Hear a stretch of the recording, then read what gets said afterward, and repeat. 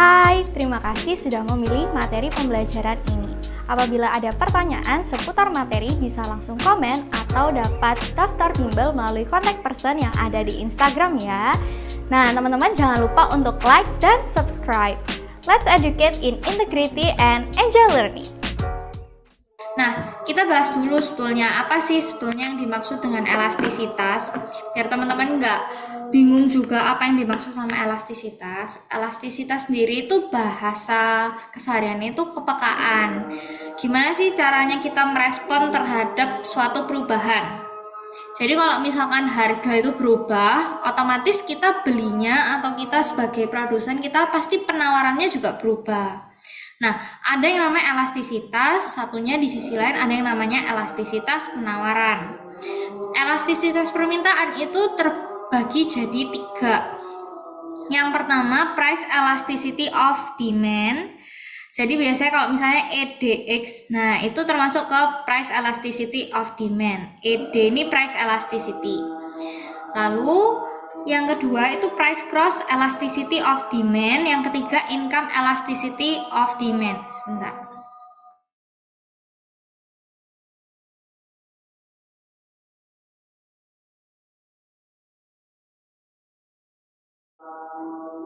Oke, sorry. Jadi apa sih bedanya price elasticity of demand, price cross elasticity, sama income elasticity of demand? Kalau harga barang itu berubah mempengaruhi permintaan barang itu sendiri, itu yang nomor 1, price elasticity of demand.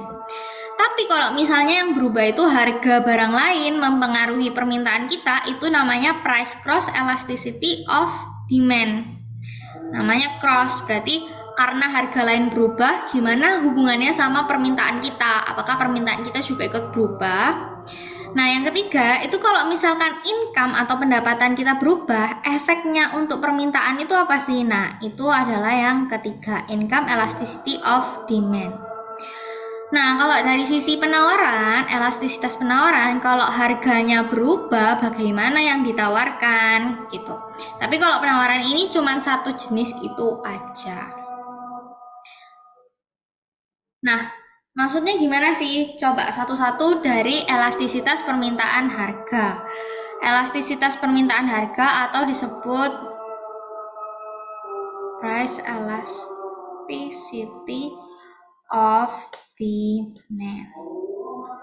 Nah, rumusnya itu kayak gini, delta Q per delta P dikalikan P per Q. Sebetulnya asli rumusnya itu dari mana? ED itu adalah percentage change in quantity demanded dibagi dengan percentage change in price. Persentase perubahan kuantitas barang X yang diminta dibagi dengan persentase change in price. Quantity X demanded dibagi sama percentage change in price. Jadi kalau misalkan harga naik 10%, otomatis kan permintaan turun ya. Permintaan turun. Kan ingat ya hukum permintaan, kalau hukum permintaan itu harga naik, permintaan turun. Harga turun, permintaan jumlah yang diminta naik. Nah, kalau harga naik 10%, permintaan itu turun berapa persen sih? Nah, ini ditentukan dari elastisitas barang tersebut. Nah, kalau ditanya gimana sih ceritanya kok rumusnya bisa jadi kayak gini, kok rumusnya bisa jadi delta Q per delta P dikalikan P per Q, itu rumusnya kayak gini. Percentage change in quantity demanded berarti kan perubahan Q berarti kan Q2 per Q1 dibagi sama Q1 dikalikan 100% dibagi sama P2 min P1 per P1 dikalikan 100%. Gini kan?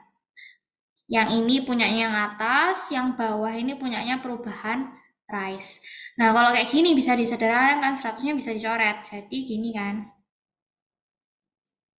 Q2 min Q1 per Q1 dikalikan. Ini kan kalau dari per diubah jadi kali berarti kan berubah ya penyebut sama pembilangnya jadi kebalik. Jadi P1 per P2 min P1. Nah, dari sinilah turunlah yang rumus yang kita Selalu pakai Q2 min Q1 per P2 min P1 dikalikan P1 dikalikan Q1. Nah, ini sama dengan yang ini. Ya, sama kan? Terus elastisitas itu juga, koefisien elastisitas itu juga bisa kayak gini. ED sama dengan DQ per DP dikalikan P per Q. Nah, kalau kayak gini, misalnya ya ada Q sama dengan 2P min 2P kuadrat min P plus 2, kayak gini. Nah, DQ per DP berarti itu turunan Q terhadap P. Berarti cara carinya itu DQ per DP itu diturunin. Pangkatnya yang ada P-nya ini diturunin. Berarti kan 2 maju ke depan. Berarti kan 2 dikalikan P. Dari 2 pangkat yang 2 ini turun jadi pangkat 1. Dikurangi. P pangkat 1 ini maju ke depan. 1 dikalikan P pangkatnya turun kan 0. Dari 1 turun tahu pangkatnya jadi 0. Nah, berarti ini kan sama dengan P pangkat 0 ini kan sama dengan 1. Berarti kok bisa dikatakan 4P min 1. Gitu caranya. DQ per DP-nya. Jadi dengan cara menurunkan itu juga bisa. Terus juga itu penurunan rumus elastisitas. Terus juga bisa juga dalam bentuk elastisitas busur. Kalau elastisitas busur itu kayak gini. ED delta Q per delta P dikalikan sama P1 plus P2 Q1 plus Q2, atau boleh juga delta Q per delta P dikalikan P1 plus P2 per 2 per Q1 plus Q2 per 2. Ini juga bisa. Hasilnya sama. Nih, kalau ditanya kapan pakai elastisitas busur, kapan pakai elastisitas titik. Kalau yang elastisitas titik kan yang atas ini. Kalau elastisitas busur itu kan yang bawah. Ini. Kalau ditanya kapan, bedanya kapan? Nah, misalnya diketahui koefisien, ditanya koefisien elastisitas di harga, misalnya harga 2000. Nah, ini kita tahu titiknya kan, makanya pakai elastisitas titik.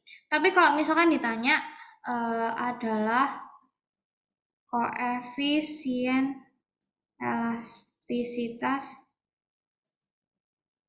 permintaan barang tersebut. Nah, ini kan nggak tahu kan, istilahnya kita nggak tahu dia minta di mana. Nah, itu pakai elastisitas busur. Seperti itu. Jangan lupa kalau ED itu nilainya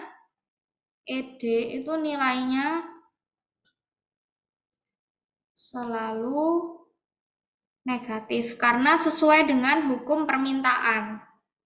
Sesuai sama hukum permintaan. Jadi ketika harga barang naik pasti permintaannya turun. Maka dari itu ED nilainya selalu negatif.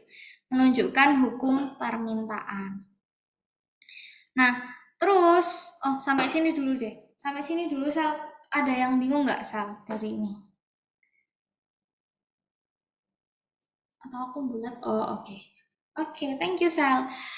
Terus ada lagi. Jadi kalau koefisien elastisitas itu ada yang 0, ada yang kurang dari 1, ada yang sama dengan 1, ada yang lebih besar dari 1, dan ada yang tak terhingga atau tak terdefinisikan.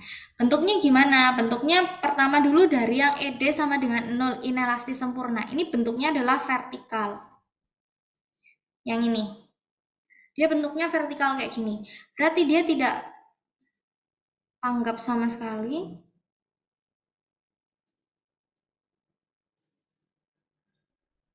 dengan perubahan harga. Maksudnya gimana? Harganya berubah dari segini, terus berubah jadi segini, berubah jadi segini, tapi tetap di kuantitinya tetap dia segini. Nah, itu kenapa sih? Itu bisa jadi karena mungkin barang itu benar-benar nggak ada yang gantiin. Contohnya kalau inelastis sempurna itu biasa contohnya itu insulin. Maksudnya kayak gimana? Insulin sebagai obat diabetes itu masih belum ada, sampai sekarang masih belum ada yang bisa gantiin obat itu. Jadi meskipun harganya mahal pun mau nggak mau, orang tetap beli di harga segitu.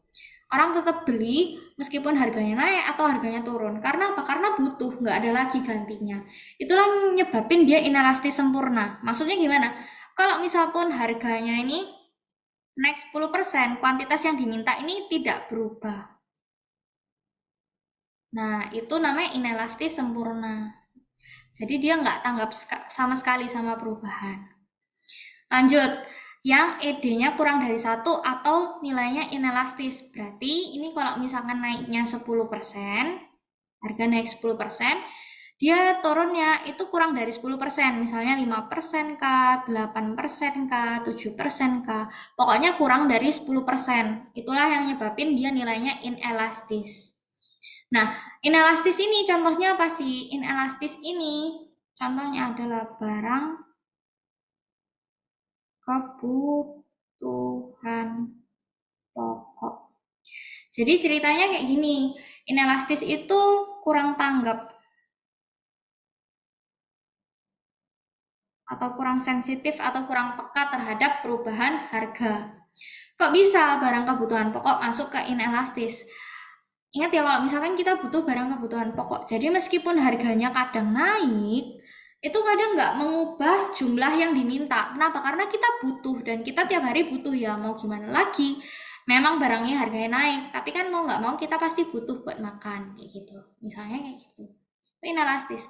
Sedangkan kalau unitary elastis, kalau harga barang naik 10%, jumlah permintaan yang diminta itu turunnya persis 10%. Jadi kalau misalkan harganya turun 10%, jumlah barang yang diminta kan kebalikan. Kalau harga turun berarti jumlah barang yang diminta kan naik. Nah, naiknya juga persis 10%. Kayak gitu. Nah, contohnya dari unitary elastis itu apa? Biasanya contohnya adalah barang-barang elektronik. Tapi ini biasanya nggak selalu. Itu contohnya unitary elastis. Lalu yang misalnya elastis.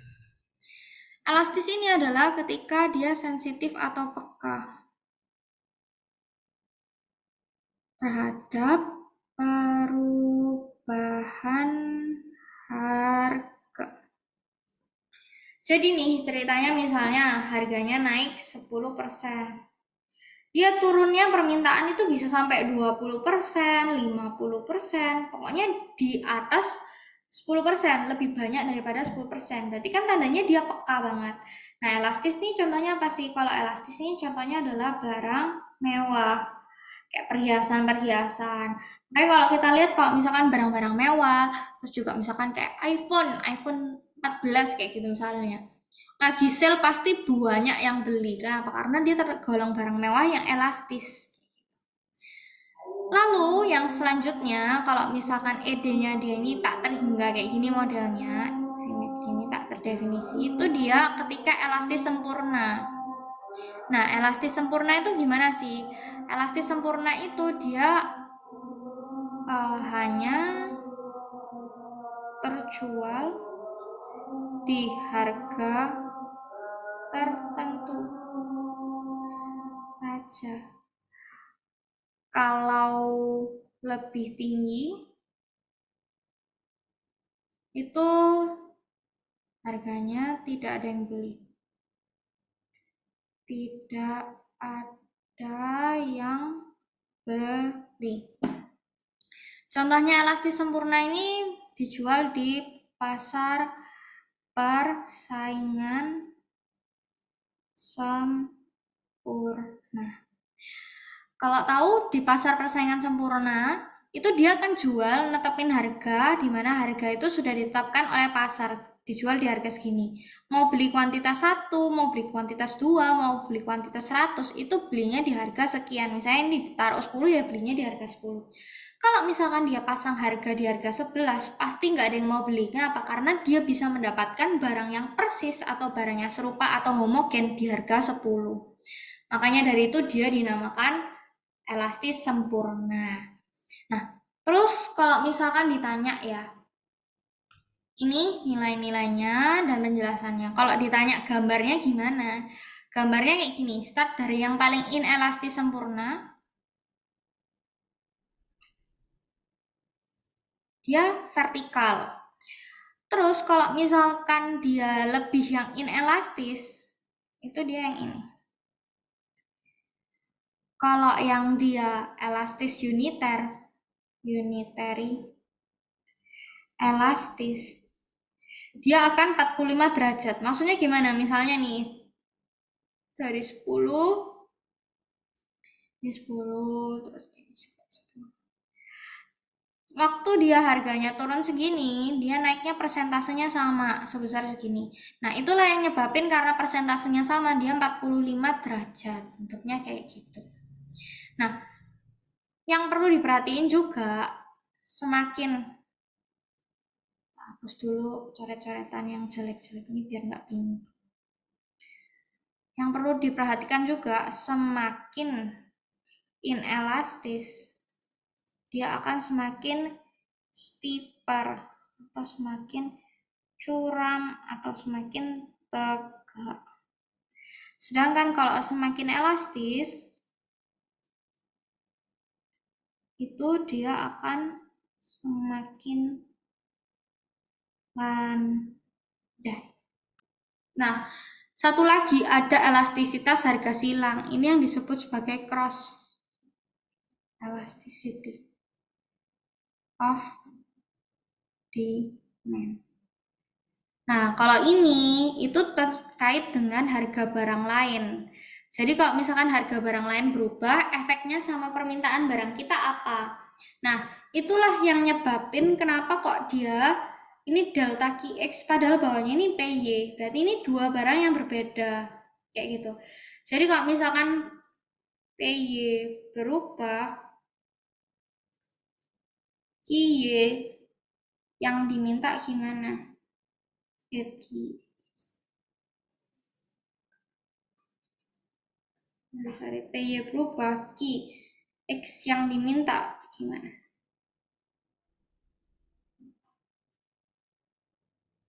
Nah, kayak gitu. Nah, kalau yang ini positif negatifnya itu juga pengaruh. Rumusnya sama, QX per PY kalikan PY, pokoknya ini itu harus sama. Ya, ini adalah price Y. Price-nya si Y. Kalau yang ini ya sama, berarti yang ini delta QX per delta PY dikalikan PY1 plus PY2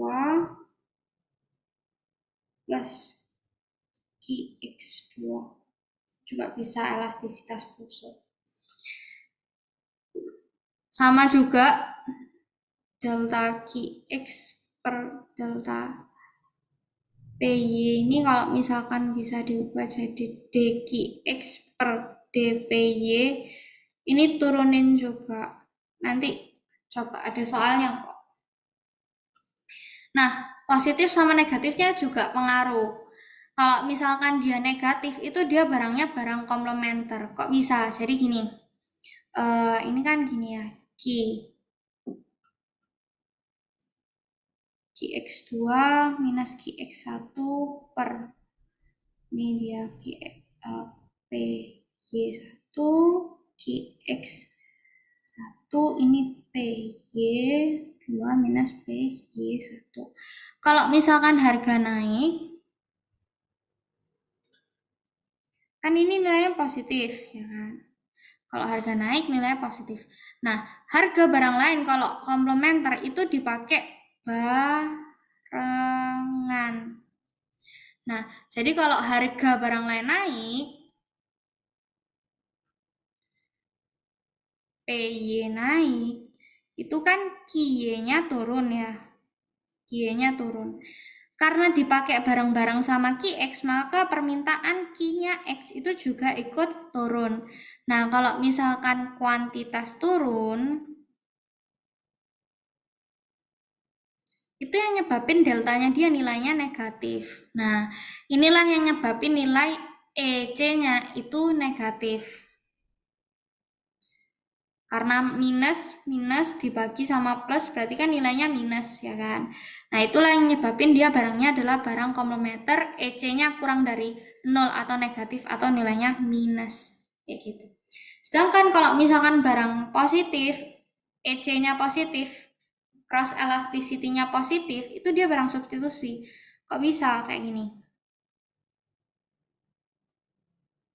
Ini kan karena perubahan PY2 kurangi PY1 dikali sama PY1 QX1 gini kan.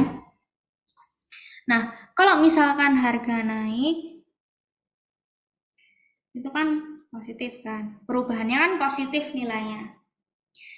Nah, kalau PY ngalamin kenaikan di mana dia itu substitusi, maka QY yang diminta itu akan ngalamin penurunan. Nah, dia turun, permintaan Y itu turun, maka semuanya akan pindah ke X. Karena apa? Karena barangnya saling menggantikan. QX yang ngalamin kena ikan. Nah, kalau QX ngalamin kenaikan, berarti dari sini kita bisa katakan kalau QX-nya ini dia naik. Nah, kalau dia QX naik, QX dimintanya naik, berarti kan nilainya positif. Positif dibagi positif, makanya dia nilainya jadi positif, kayak gitu. Sedangkan kalau netral, itu dia namanya independent goods. Jadi, kalau misalkan harga barang, jangan X, contohnya kan dari tadi harga barang Y naik atau turun, tidak mengubah jumlah X diminta. Ya gitu. Jadi kalau harga barang Y naik atau turun sebetulnya nggak ada hubungannya sama X. Jadi ini nggak ada perubahan kan, ini delta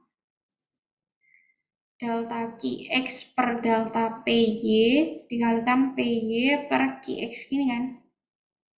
Nah, ini delta QX-nya ini sama dengan 0, makanya dia nilainya 0 kayak gitu.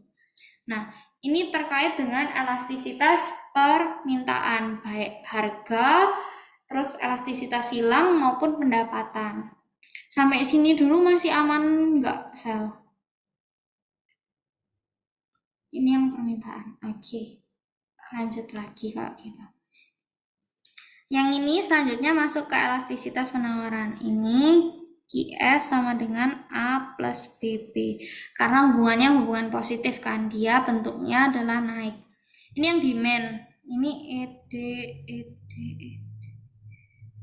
ED, ED. Gambarin yang ES mungkin ya.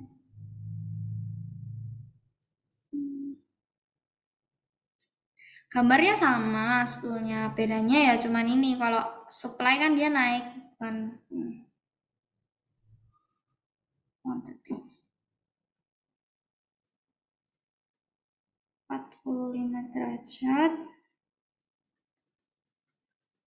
1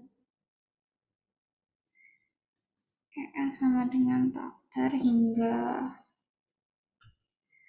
terus ini dia agak landai, itu dia ES-nya lebih besar dari 1. Kalau dia agak tegak gini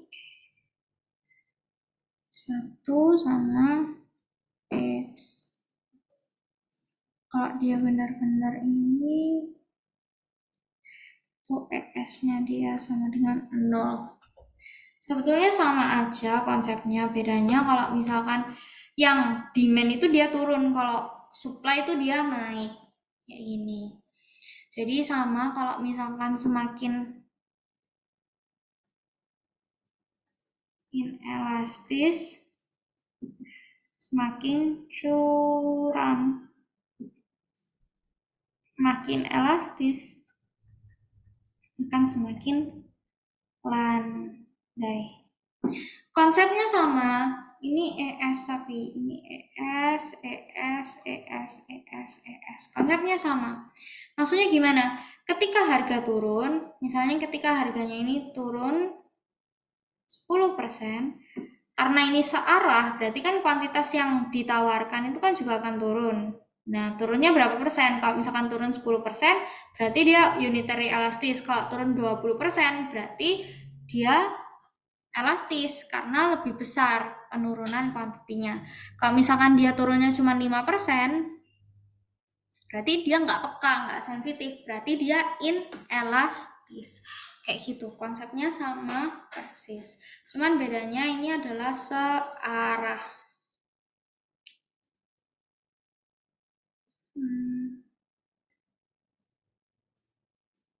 Hubungan positif atau searah. Gitu ceritanya. Nah, kalau ditanya, ini kan sama persis, bedanya cuma satunya turun, satunya kurvanya naik. Apa saja yang mempengaruhi elastisitas harga permintaan?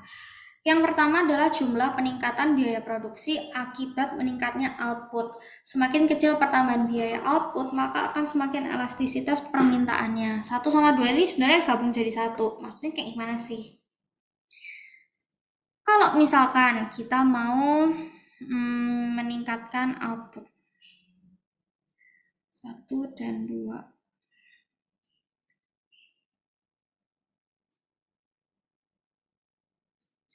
Kalau misalkan biaya tambahannya itu kecil, otomatis kita mau produksi banyak. Gitu. Jadi kalau misalkan harganya naik, ya kan? Harga naik, kita kan pasti keinginan. Kita sekarang dari sisi produsen, soalnya kita dari sisi supply. Kita pasti pengen meningkatkan output kita, kita pasti pengen produksi banyak, soalnya harga di pasaran naik, kayak gitu. Nah, kita lihat apakah biaya tambahannya kecil atau besar. Kalau biaya tambahannya kecil, otomatis kita akan produksi output sangat banyak, ya kan? Maka dari itulah kenapa kalau biaya tambahannya kecil, dia akan semakin elastis. Nih, semakin kecil pertambahan biaya untuk memproduksi, semakin elastis penawarannya. Karena apa? Karena kalau misalkan kita mau ningkatin output nih, tapi biaya tambahannya kecil, ya otomatis kita meningkatkan output kita sangat banyak kan, sangat banyak yang kita tawarkan. Rumus ES kan ini kan,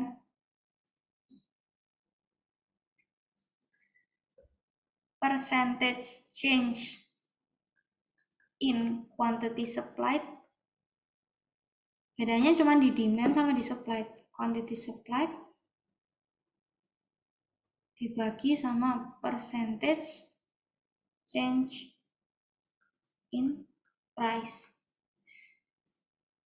Kalau misalkan nih harganya naik 10%. Kalau misalkan biaya produksinya itu, biaya produksi tambahannya itu rendah, biaya tambahannya itu rendah, ya otomatis yang di supply atau yang ditawarkan itu bisa naik, bisa sampai kayak 50% lah, 70% lah. Karena apa? Karena biaya untuk produksi lebih banyak itu sedikit, jadi dia pasti terpacu buat produksi banyak. Nomor 1 sama nomor 2. Terus 3, perubahan teknologi produksi. Kalau perubahan teknologi produksi ini tergantung apakah teknologi produksi ini memungkinkan buat perusahaan istilahnya menawarkan lebih banyak produk. Kalau misalkan teknologi produksi ini membuat kayak perusahaan bisa produksi langsung banyak dalam jangka besar, oh ya berarti semakin elastis kayak gitu. Yang keempat, taraf kapasitas produksi perusahaan. Semakin mendekati kapasitas maksimal, maka semakin inelastis. Maksudnya nomor 4 tuh kayak gimana? Maksudnya nomor 4 tuh kayak gini. Jadi misalkan kita punya oven. Oven ini kita bisa isi sekitar, misalnya adalah isi 10. Tapi sekarang masih cuma diisi 5 doang. Nah, waktu misalnya ceritanya harganya itu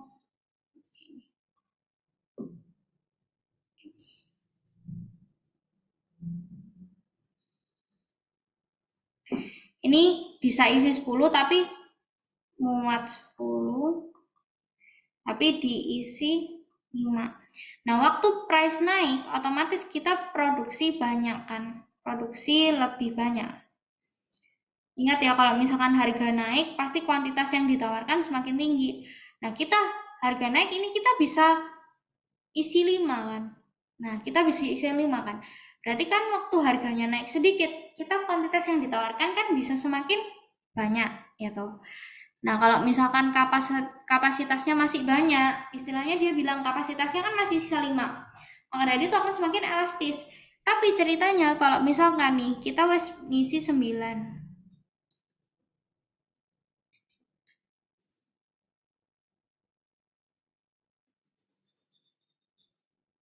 Kita udah isi 9, muatnya 10. Meskipun harganya itu naik, misalnya meskipun harganya naik, kita hanya bisa menawarkan 1 cookies tambahan misalnya.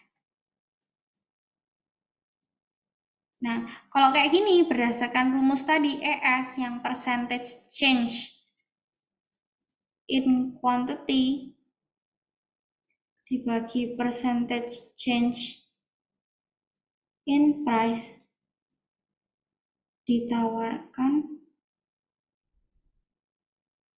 Jadi meskipun harganya ini naik 100%, harganya naik 100%, persentase yang diminta cuman bisa dinaikin sebesar 1 biji doang. Berapa persen itu cuman sebagian kecil aja. Maka dari itu kenapa kalau misalkan semakin mendekati kapasitas maksimal,